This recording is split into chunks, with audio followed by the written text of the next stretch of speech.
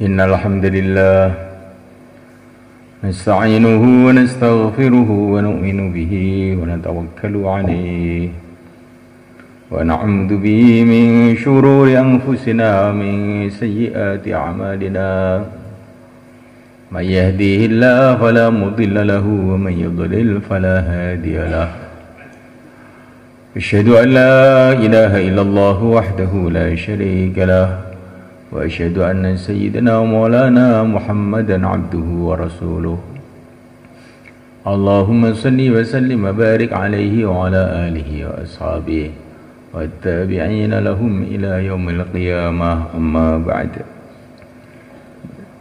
Hadirin muliakan,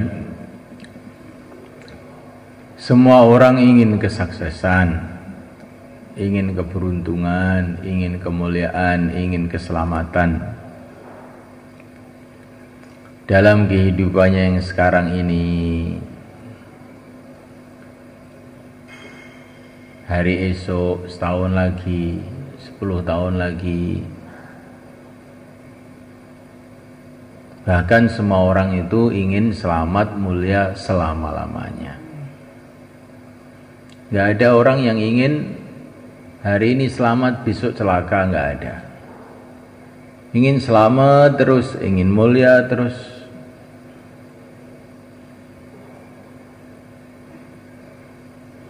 Maka yang mulia Nabi Agung Muhammad sallallahu alaihi wasallam dan begitu juga nabi-nabi sebelumnya telah memberikan jalan kepada kita bagaimana kita ini selamat terus menerus selama-lamanya, dunia akhirat. Jalannya itu hanya satu. Jalannya hanya satu. Perbaikan iman, perbaikan amal.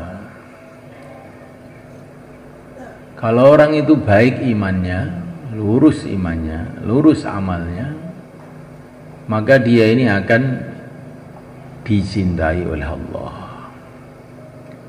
Kalau dia dicintai oleh Allah, maka dunia beruntung, akhirat beruntung. Kaya beruntung, miskin pun beruntung. Di mana saja dia akan beruntung selama-lamanya. Orang yang merasa beruntung dengan dunia ini, maka pasti satu saat dia akan kecewa, karena dunia ini tidak lama. Kemudian kecewa. Orang yang merasa akan beruntung dengan jabatannya kecewa, karena jabatan juga tidak akan lama. Orang yang merasa beruntung dengan kesehatannya, dia akan kecewa. Setiap orang sehat akhirnya sakit juga. Orang yang merasa beruntung dengan hartanya akan kecewa, karena semua itu akan sirna, semuanya tanpa kecuali. Orang yang beruntung dengan hubungannya kepada Allah, inilah orang yang beruntung selama-lamanya. Karena Allah itu selama-lamanya. Allah itu kekal abadi selama-lamanya. Kekuasaannya selama-lamanya. Maka siapa yang hubungan baik dengan Allah, maka dia akan beruntung selama-lamanya. Kekal abadi selama-lamanya. Maka Subhanahu wa ta'ala, baginda Nabi memberitahu perkara ini kepada kita. Kalau ingin beruntung, ingin selamat, ingin mulia, hanya satu jalan. Perbaikan iman, perbaikan amal. Bagaimana supaya kita baik di dunia ini? Maka caranya kita baik dengan yang menguasai dunia ini, Allah Subhanahu wa ta'ala. Bagaimana supaya kita baik dengan manusia? Caranya perbaiki hubungan dengan yang menciptakan manusia ini. Hati manusia di tangan Allah. Kalau kamu baik dengan Allah, dan dengan manusia pun jadi baik. Man aslaha ma bainahu wa bainallah, aslahallahu ma bainahu wa bainan nas. Barang siapa memperbaiki urusan dia dengan Allah, maka Allah akan perbaiki urusan dia dengan manusia.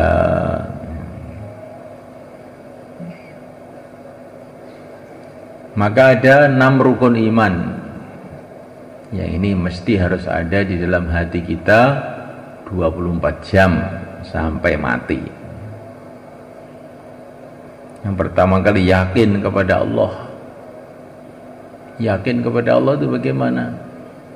Ucapkan dengan lisan, pahami dengan pikiran, tanamkan dalam hati bahwa yang berkuasa hanya Allah, yang menentukan segala-galanya hanya Allah. Terus kita bicarakan sampai terjadi perubahan di dalam hati kita. Harapannya hanya kepada Allah, yang ditakuti hanya Allah. Bahkan lama-lama yang diingat hanya Allah saja.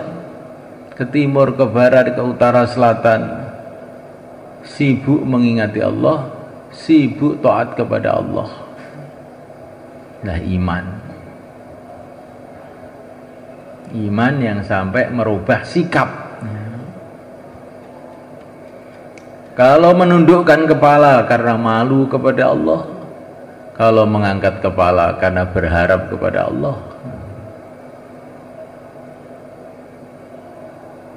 Kalau usahanya satu aja, usaha untuk cari ridha Allah. Harapannya hanya kepada Allah. Ke pasar harapannya kepada Allah. Ke ladang harapannya kepada Allah. Ke rumah harapannya kepada Allah. Ini menunjukkan iman ini sudah mulai lurus. Ya, kalau iman tetapi belum merubah sikap hidup, belum merubah rasa hati, nah ini imannya masih lemah. Seperti kita minum kopi, nah, kasih gula dikit gitu, cuman 1 butir, nggak ada rasanya, karena saking sedikitnya gulanya nggak ada rasanya. Begitu juga kalau iman tuh baru sedikit gitu, sebiji darah, nggak ada rasanya. Iman kepada Allah tetapi harapannya kepada makhluk. Ini imannya baru iman 1 dzarrah namanya. Iman tapi masih maksiat aja, senengannya maksiat. Ini juga iman yang lemah. Bagaimana iman harus menjadikan kita ini berubah, sikap kita berubah. Tidak ada perkara yang lebih disenangi melebihi taat kepada Allah, dan tidak ada perkara yang lebih dibenci melebihi maksiat kepada Allah. Kemudian iman kepada Rasul. Iman kepada Rasul gimana? Ucapkan dengan lisan, pahami dengan otak kita, tanamkan dalam hati kita bahwa Allah telah mengutus semulia-mulianya manusia, semulia-mulianya makhluk, semulia-mulianya Nabi, semulia-mulianya Rasul, yaitu yang mulia Nabi Agung Muhammad SAW, untuk menuntun kita menuju ridha Allah, menuju surga Allah. Nabi itu orang yang maksum, yang tidak mungkin keliru. Wa ma yantiqu 'anil hawa in huwa illa wahyu yuha.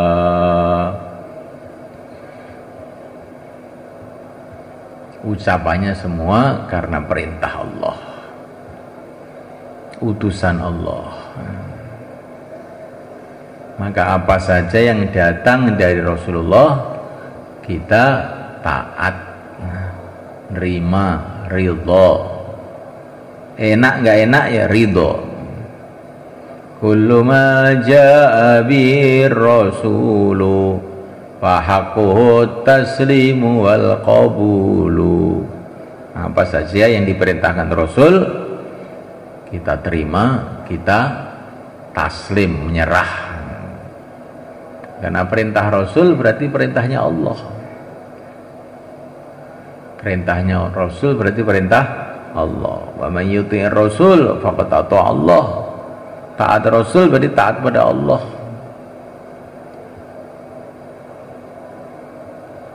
Ada orang pergi ke dokter, oleh dokter dikatakan kaki kamu harus dipotong, maka dia taat.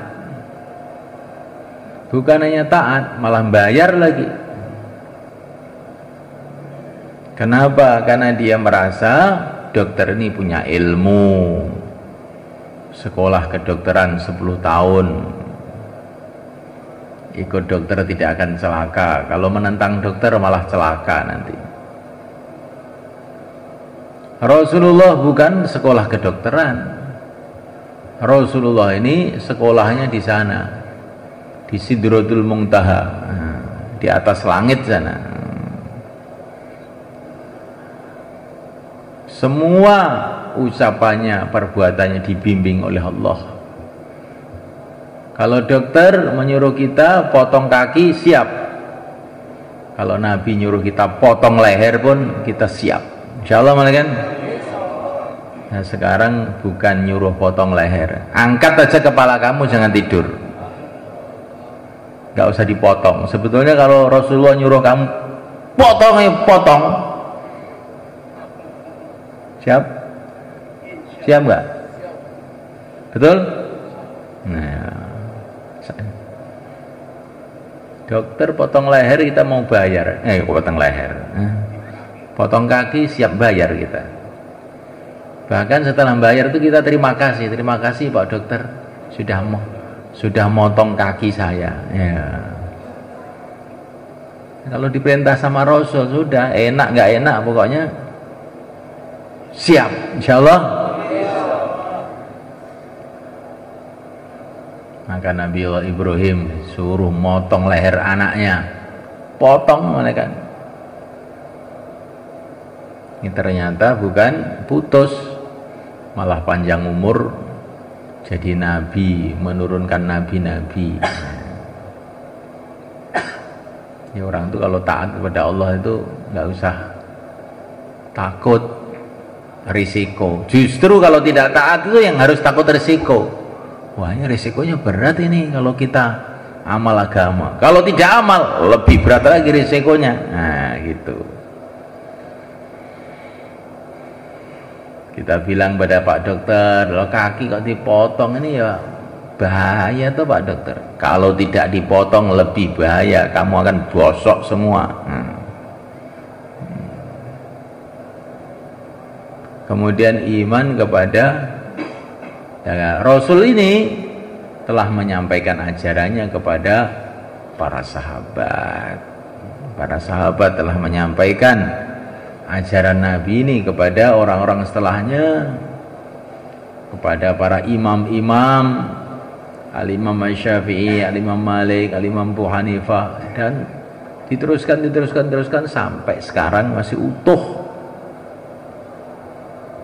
Maka walaupun kita ini tidak pernah jumpa Rasul, bisa mempelajari ajaran-ajaran Rasul ini melalui orang-orang yang ahlinya.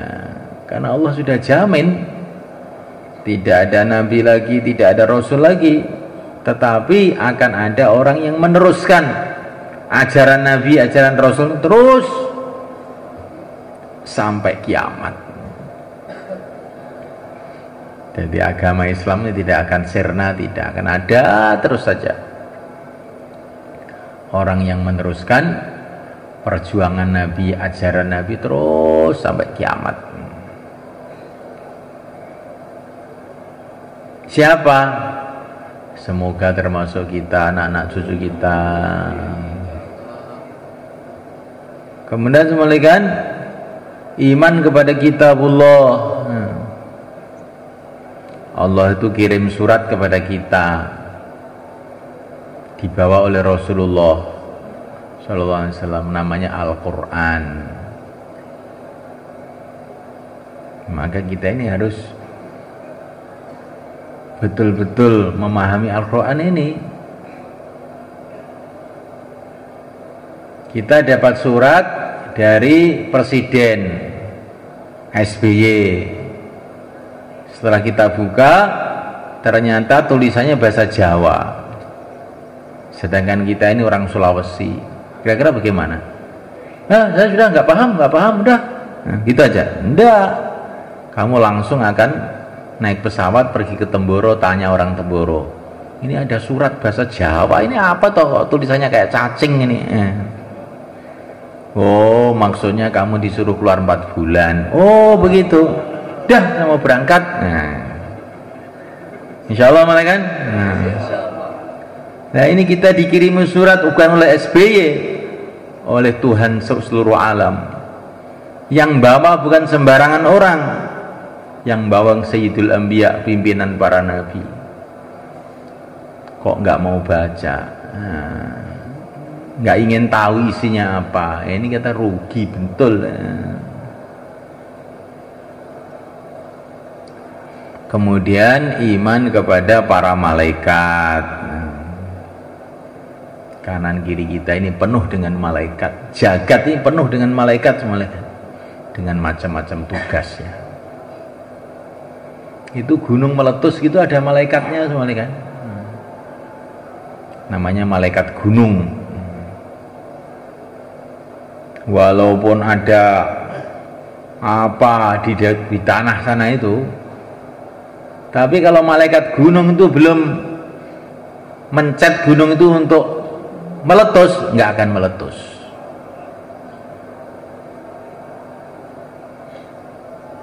Kematian itu ada malaikatnya, Malakul Maut Israil alaihi salatu wassalam. Walaupun kamu sakit apa aja, kalau Israel belum datang nggak mati-mati. Tapi kalau Israel sudah datang, nggak sakit pun mati. Masuk angin dikit nggak mati. Bahkan tidak sakit pun mati juga. Yang Israel belum datang, oh, dipelindes sepur nggak mati-mati. Iya, ada orang itu, ada orang Pakistan mau naik pesawat dengan anaknya main-main di pintu pesawat itu, akhirnya pintunya terbuka, dia akhirnya jatuh. 10 km jatuh dari pesawat itu. Sudah orang tuanya ya sudah innalillahi wa inna ilaihi raji'un. Sudah nggak mungkin hidup. Setelah itu pulang ke Pakistan sana. Dan pulang ke Pakistan sana itu tiba-tiba itu ada berita di koran di Yaman, ada anak jatuh dari pesawat, nggak tahu anaknya siapa. Jatuhnya di lautan dan selamat, nggak apa-apa. Akhirnya dia langsung pergi ke Yaman, ternyata anaknya dia itu jatuh 10 km, blok, nggak apa-apa ternyata itu, nggak apa-apa, nggak jatuh, nggak lecet, nggak apa. Karena apa? Israel belum datang. Kalau Israel datang, jatuh di ranjang aja mati. Jatuh di ranjang lah mati. Jadi malaikat Allah SWT itu punya asbab yang zahir, asbab yang batin. Asbab yang zahir itu tidak akan ada kesannya kalau belum datang asbab batin. Asbab zahir, asbab batin semua dari Allah SWT. Ilmu itu ada asbab zahirnya, kita dengar, baca, itu asbab zahirnya. Ada asbab batinnya, ada malaikat-malaikat yang bagian meniupkan ilmu kepada orang-orang yang Allah kehendaki. Ulama-ulama dulu itu malaikat zaman dulu itu Masya Allah ajib. Satu orang menulis kitab ratusan jilid, bahkan ribuan. Tulis tangannya, bukan dari buku yang lain, tapi dari otaknya itu. Allah tiupkan ilmu melalui malaikat pada hati mereka, sehingga ilmunya ini Masya Allah tidak karu-karuan banyaknya. Imam Ahmad bin Hanbal itu hafal 1.000.000 hadis. Bagaimana itu 1.000.000 hadis? Kita ini 10 surat aja nggak hafal-hafal. Keliru-keliru aja. Jadi ada ilmu yang sumbernya dari malaikat, ada yang ilmu hanya sekedar dari otak saja. Allah Ta'ala, kerukunan itu juga ada sebabnya yang zahir, kalau kita saling ikram, saling memuliakan. Ada sebab yang batin, ada malaikat itu yang kalau datang membuat suasana rukun. Ada itu. Maka Nabi menyuruh kalau rumah itu ada gambar-gambar, keluarkan, buang, karena nanti malaikat nggak mau masuk. Malaikat rahmat. Kalau malaikat Israel walaupun ada gambar apa ya masuk aja. Malaikat-malaikat yang bawa ketenangan, ketentraman, kebahagiaan ini, kalau ada gambar-gambar nggak mau masuk, nanti akhirnya rumahnya gersang. Ada satu ulama khususi, satu orang, dia itu mengeluh, Pak, saya ini kok berantem terus sama istri saya itu. Padahal saya ini sudah punya cucu loh Pak. Istri saya malah minta cerai. Gimana? Maka ini ulama ini mengatakan, saya usul ya, ini ada patung harimau patung gajah di depan ruang tamuku. Wede, dia beli di Thailand. Apa kamu buang ini? Loh ini mahal lah Pak Kiai. Kamu ingin rukun apa enggak? Ini banyak setannya ini, patungnya ini. Patungnya dikeluarkan, dibuang ke kebun. Terus yang kedua, saya kasih amalan nih. Kalau makan sama-sama satu nampan dengan istrinya ya, terus kamu suapi istrinya. Nanti kan nggak ngamuk aja. Betul, setelah dikerjakan itu beberapa bulan laporan, alhamdulillah Pak Kiai sekarang udah rukun katanya. Sekarang sudah rukun. Insyaallah mulai kan?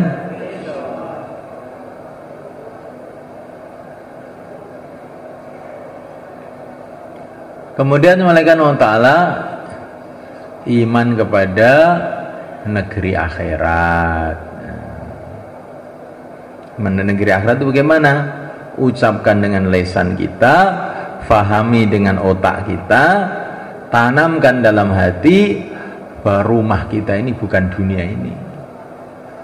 Rumah kita adalah akhirat. Harta kita yang sebenarnya harta di akhirat. Rumah kita yang sebenarnya rumah di akhirat. Jabatan kita yang sebenarnya jabatan di akhirat. Anak kita yang sebenarnya anak yang ada manfaatnya di akhirat. Istri kita yang sebenarnya istri yang bisa berkumpul di akhirat. Akhirnya sibuk siang dan malam bangun akhirat. Pergi ke rumah, bagaimana rumah saya ini bermanfaat di akhirat. Bagaimana sawah saya ini bermanfaat di akhirat. Bagaimana anak saya ini bermanfaat di akhirat. Bagaimana harta saya ini bermanfaat di akhirat. Insyaallah malaikat. Namanya iman pada akhirat. Yang dipikir akhirat itu kemana-mana. Walaupun di sawah yang dipikir akhirat.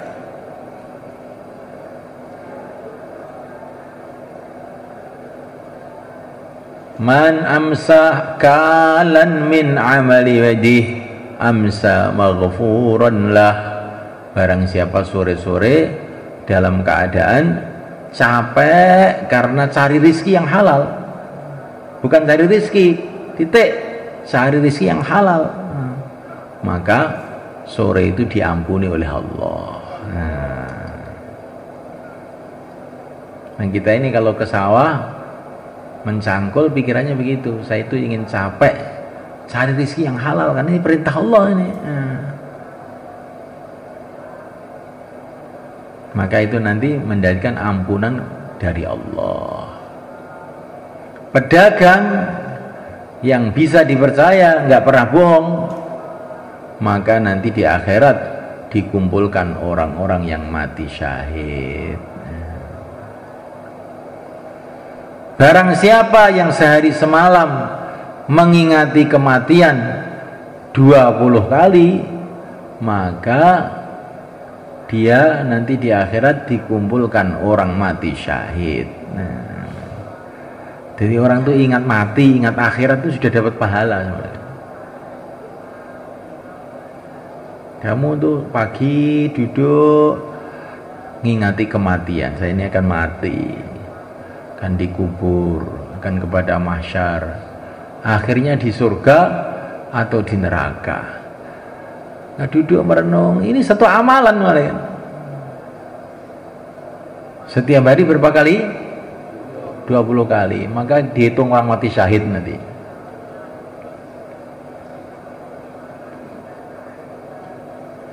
Kemudian malaikat yang keenam, iman dengan qadha dan qadar.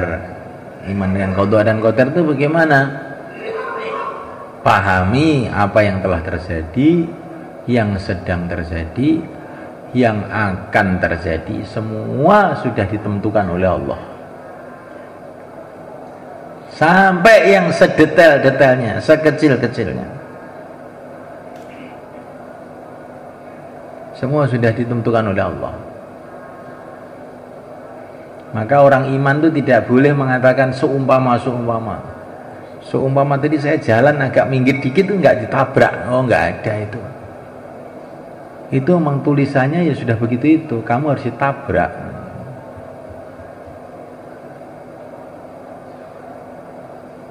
Semua perbuatan kita ini sudah ditakdir semua.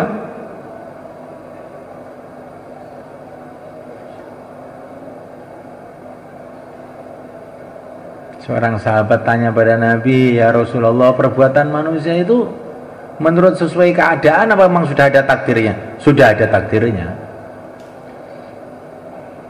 Kita ini mau apa itu juga sudah ada takdirnya. Ini sudah ada takdirnya, yang mau keluar 4 bulan, 40 hari, yang tidak keluar itu sudah ada takdirnya.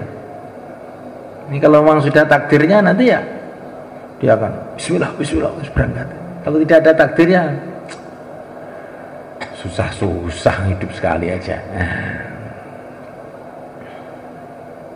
Nggak ada takdirnya semua. Takdir itu bukan hanya keadaan-keadaan, perbuatan manusia ini pun juga sudah ada takdirnya.